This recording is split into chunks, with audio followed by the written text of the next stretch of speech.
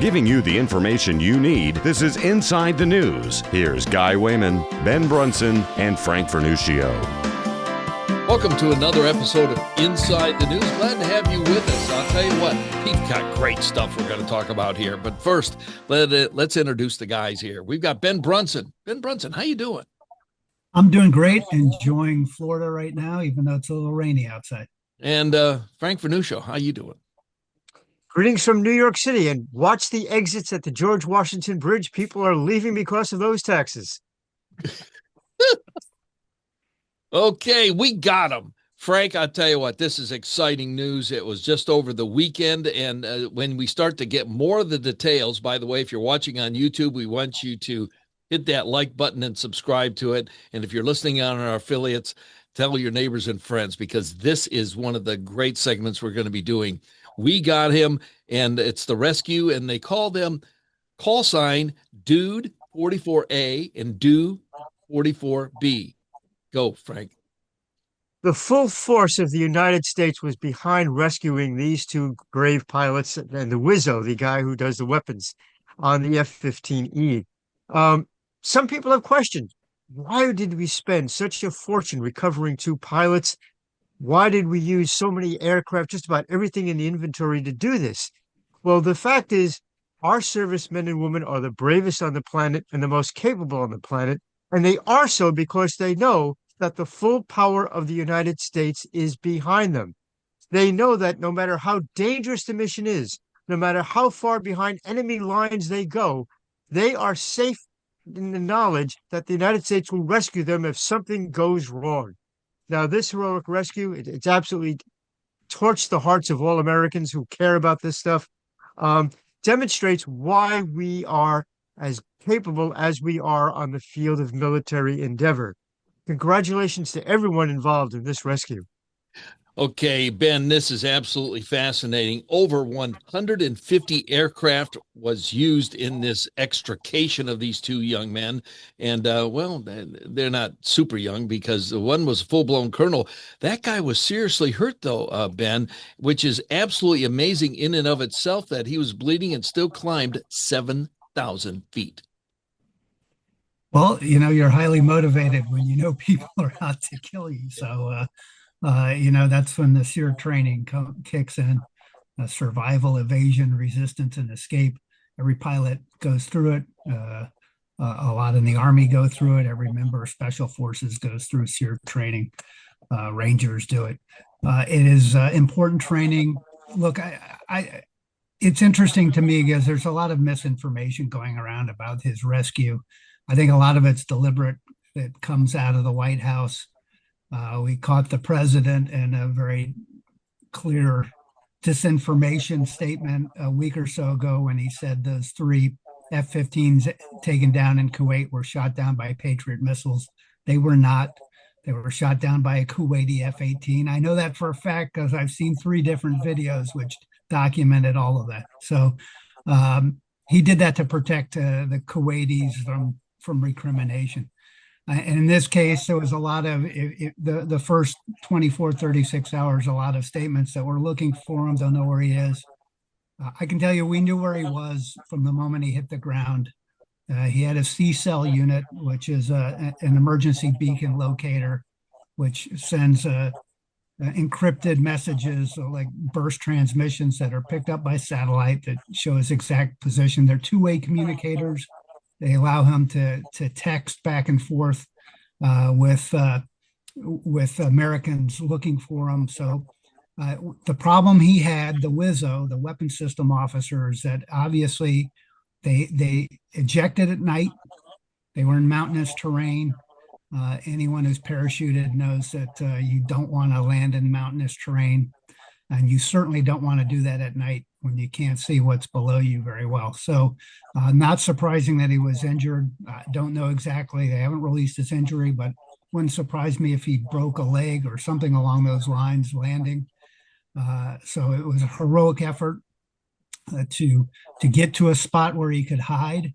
And obviously he was quickly kind of surrounded by enemy patrols, which is why it took so long to organize a rescue effort.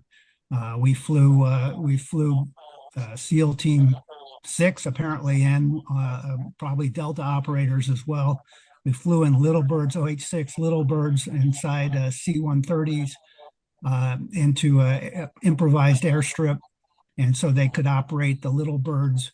I know that a lot of our forces were holding back guys who were looking for the colonel while he was in hiding, and they did a great job.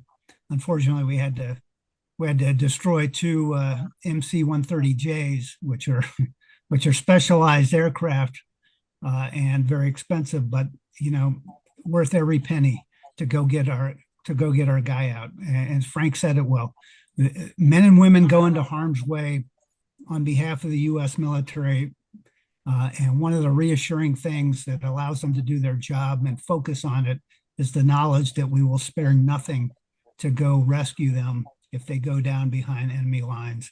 And if you have the right equipment, I was a little worried when they said they were searching for him, because I was wondering if his battery on his unit failed or his unit got somehow damaged in the ejection process. But apparently his unit was working quite well. So we knew where he was. He just had to hide long enough to organize the force necessary to hold off all of the enemy bandits that we're looking for.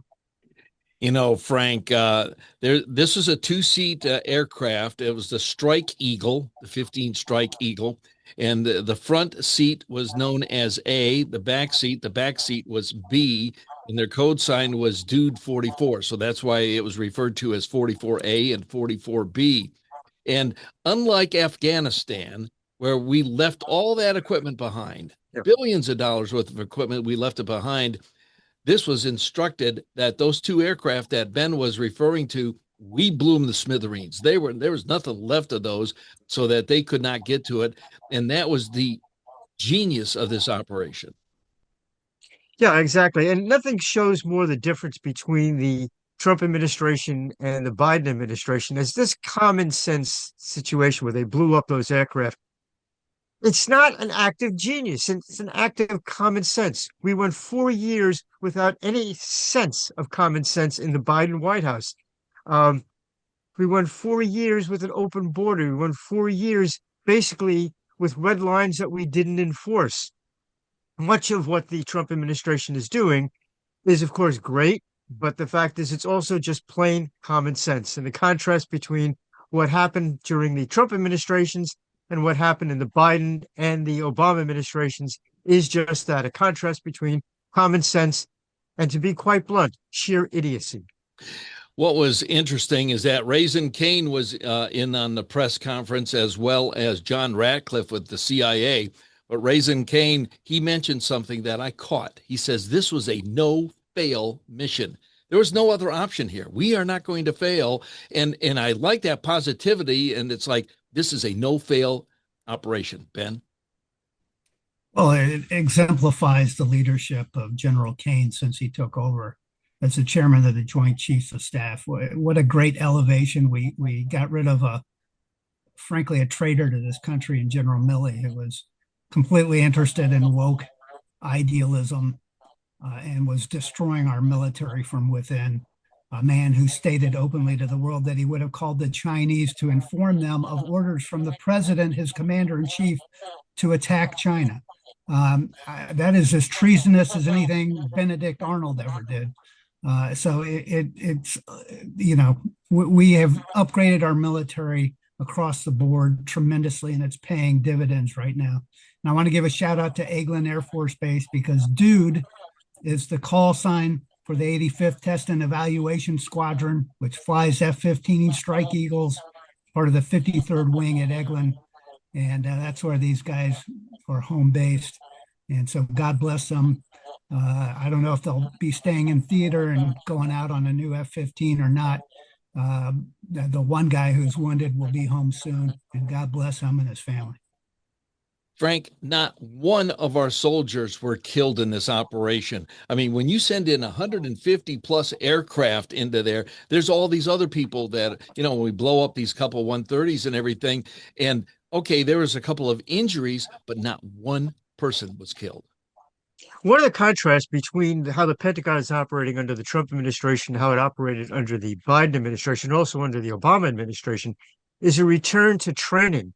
One of the great problems that we had during those two Democrat administrations was that they cut back on training. Your force is only as good as it understands its mission, as it understands its equipment, as it trains. That is a big difference, and that's one of the reasons why we're doing so well right now. You're listening to Wehman, Brunson and Vernuccio, Inside the News.